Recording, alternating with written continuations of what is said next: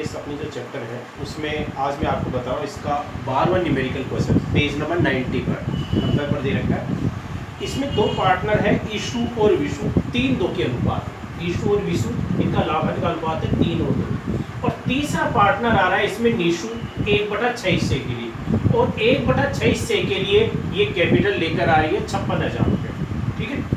अच्छा, फिर इसमें क्या है जो सूचना दे रखी है उसके अनुसार 1/6 हिस्से के लिए 56,000 पूंजी के लेकर आएगी और फर्म की ख्याति 84,000 रुपये आकी गई और अपना हिस्सा नकद लाएगी। तो देखो इसमें फर्म की टोटल गुडविल है वो कितनी है, 84,000। अब इसमें जो नई पार्टनर है नीशु, वो केवल अपना हिस्सा लेकर आएगी और नीशु का शेयर कितना है, 1/6। तो 84,000 का 1/6 कितना होता है, 14,000 रुपये। इसका मतलब है कि नीशु है वो गुडविल का पैसा कितना लेकर आएगी, 14,000 रुपये लेकर आएगी। ठीक है। तो ये नीशु का ख्याति में हिस्सा है 14,000 रुपये और ख्याति की राशि वो नकद लेकर आएगी 14,000 रुपये। ठीक है, ये निकाल लिया हमने। लेकिन इसमें हमारे को नया अनुपात निकालना पड़ेगा। नया अनुपात कैसे निकालेंगे, देखो इसमें फर्म का कुल लाभ कितना है, 1 में से 1/6 है वो क्या है, नीशु को दे दिया, तो शेष कितना बचा, 5/6। 5/6 को ये दोनों बांट लेंगे 3-2 के अनुपात में। तो पहले ईशु का 5/6 का 3/5 कितना होता है, 1/2। तो 1/2 हिस्सा तो किसका हो गया, आपके ईशु का। ऐसे विशु का निकाल लेंगे। 5/6 का 2/5 कितना होता है, 1/3। 1/3 है वो क्या, विशु का हो गया। और नीशु का आपके 1/6 ही। अब तीनों का एलसीएम निकाल लेंगे। 1/2 ईशु का है, 1/3 विशु का है और 1/6 नीशु का है। एलसीएम निकाला तो इनका नया अनुपात कितना आ गया, 3:1। तो नया अनुपात इनका 3:1 है। ठीक है, नया अनुपात निकाल लिया। अब देखो इसमें प्रश्न में दे रखा है कि नीशु की पूंजी के आधार पर ईशु और विशु की पूंजी का समायोजन करेंगे।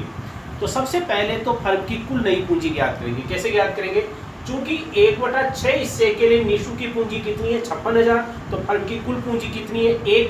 तो 1 के लिए कितनी हो जाएगी, 3,36,000। तो फर्म की कुल पूंजी है 3,36,000 रुपये हो जाएगी। इस 3,36,000 को ये तीनों साझेदार बांट लेंगे 3:1 अनुपात में। 3,36,000 को 3:1 के अनुपात में बांटेंगे तो ये तीनों का हिस्सा हो जाएगा। तो फर्म की कुल नई पूंजी हमने ज्ञात की थी 3,36,000। इस 3,36,000 को तीनों पार्टनर ईशु, विशु और नीशु किस अनुपात में बांटेंगे, 3:1 अनुपात में। तो 3:1 के अनुपात में बांटेंगे तो ईशु की नई कैपिटल है वो 1,68,000 हो जाएगी। विशु की नई कैपिटल 1,12,000 और नीशु की 56,000 है। ये नई कैपिटल हमने ज्ञात कर ली है। नया अनुपात हमने पहले ज्ञात कर लिया और ख्याति में उसका हिस्सा 14,000 रुपये है। ठीक है। अब हम बनाएंगे रिवैल्यूएशन अकाउंट। तो रिवैल्यूएशन अकाउंट के लिए दे रखा है कि प्लांट और मशीन का 20% मूल्य बढ़ा दिया जाए।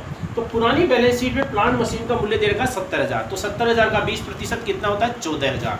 वृद्धि हो रही है और संपत्तियों के मूल्य में वृद्धि होती है तो कहाँ दिखाएंगे, सीआर साइड में, बाई प्लांट एंड मशीन की 14,000 आ जाएगा। इसके बाद में दे रखा है कि देनदार सभी उत्तम है। सभी उत्तम का मतलब उनका पैसा है डूबेगा नहीं।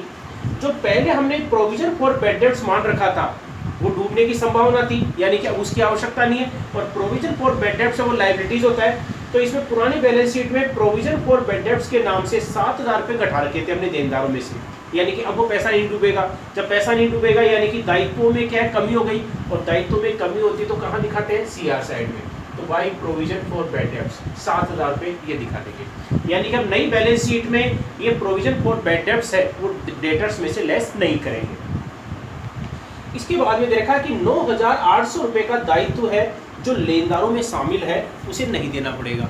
नहीं देना पड़ेगा तो दायित्वों में कमी हो गई, लेनदारों में कमी हो रही, तो ये भी हम कहाँ दिखाएंगे, सीआर साइड में। तो सीआर साइड में 9,800 रुपये दिखाइए, बस। अब और कोई मद नहीं है। तो इसमें तीनों ही मदे सीआर की है तो प्रॉफिट हो रहा है। तो तीनों का टोटल लगाया तो कितना आ गया, 30,800। तो 30,800 रुपये का प्रॉफिट हो गया। इस प्रॉफिट की राशि को पुराने साझेदार बांट लेंगे ईशु और विशु किस अनुपात में, 3:2 के अनुपात में। तो 3:2 के अनुपात में बांटेंगे तो ये अमाउंट आ जाएगा 18,480 और 12,320 रुपये। ठीक है। तो ये अपना रिवैल्यूएशन अकाउंट है, कंप्लीट हो गया। न्यू कैपिटल हमने ज्ञात कर ली और ख्याति में उसका हिस्सा है वो ज्ञात कर लिया। अब हम बनाएंगे पार्टनर्स कैपिटल अकाउंट। देखो रिवैल्यूएशन अकाउंट हमने बना लिया था, पार्टनर्स कैपिटल अकाउंट देखो। पार्टनर्स कैपिटल अकाउंट में सबसे पहले इनकी पूंजी का प्रारंभिक शेष ईशु और विशु की तो इनकी कैपिटल थी 1,19,000 और 1,12,000। सबसे पहले तो कैपिटल ही दिखा देंगे, ये इसकी कैपिटल, पहले इसकी कैपिटल दिखा देंगे निशु की। निशु कैपिटल लेकर आई है 56,000 बाई कैश, ठीक है, ये ऊपर दिखा देंगे। रिवेल्यूशन का जो प्रॉफिट हुआ था वो पुराने साझेदारों ने बांटा था 18,480, 12,320। ये पुराने साझेदारों में सीआर साइड दिखा दिया। लॉस होता तो कहाँ दिखाते, डीआर साइड में। अच्छा, नया साझेदार यानी कि निशु है, वो गुडविल का पैसा कितना लेकर आई थी, 14,000 रुपये। इस 14,000 रुपये की राशि को पुराने साझेदार सेक्रीफाइस रेशियो में बांटते हैं। अच्छा, इसमें सेक्रीफाइस रेशियो उतना ही आएगा जितना इनका पुराना अनुपात है 3:2। तो इस 14,000 रुपये को 3:2 के अनुपात में बांट देंगे पुराने साझेदारों में, तो 8,456 रुपये ही आ जाएगा। पुरानी जो बैलेंस शीट दे रखी है उसमें जनरल रिजर्व दे रखा है, तो जनरल रिजर्व लाभों का शेष होता है, इसको पुराने साझेदार बांट लेंगे पुराने अनुपात में 3:2 के अनुपात में, तो 6,000 4,000 आ जाएगा, ठीक है। इसके अलावा लायबिलिटी साइड में एक दे रखा है इन्वेस्टमेंट फ्लक्चुएशन फंड। इन्वेस्टमेंट के मूल्य में कमी के लिए हम फंड बनाते हैं, लेकिन कमी नहीं हुई है, तो इस फंड को भी क्या करेंगे, पुराने साझेदार बांट लेंगे पुराने अनुपात में, तो 2,400-1,600 रुपये ये आ गया, ठीक है। अच्छा, अब देखो इसमें डीआर साइड में कोई मद नहीं है, डीआर साइड में कोई मद नहीं है, और नई कैपिटल है वो हमने पहले ज्ञात कर ली है। अब क्या करेंगे, इनकी समायोजित पूंजी ज्ञात करेंगे, और समायोजित पूंजी का कंपैरिजन हम किससे करेंगे, नई पूंजी से। कम पड़ती है तो लेकर आएंगे और ज़्यादा है तो निकाल लेंगे। तो सबसे पहले इनकी समायोजित पूंजी पुराने साझेदारों की, पार्टनरशिप अकाउंट की मदद हमने सारी दिखा दी। अब समायोजित पूंजी ज्ञात करेंगे, नई पूंजी हम पहले ज्ञात कर चुके हैं। समायोजित पूंजी यानी कि सीआर साइड के टोटल में से डीआर साइड का टोटल घटाते हैं, तो इसमें डीआर साइड में कोई मद है नहीं, तो सीआर साइड का टोटल लगा लो। सबसे पहले इशू का देखो टोटल आ रहा है 1,54,280, और विशु का टोटल आ रहा है 1,35,520 रुपये। अब देखो न्यू कैपिटल आपके ये है, तो न्यू कैपिटल है उसमें टू बैलेंस सीडी में हम दिखा देंगे।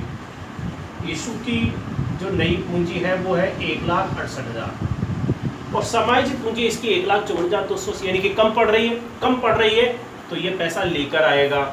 तो 1,54,280 है, ये इसमें से घटा दो आपके 1,68,000 में से 1,54,280 रुपये।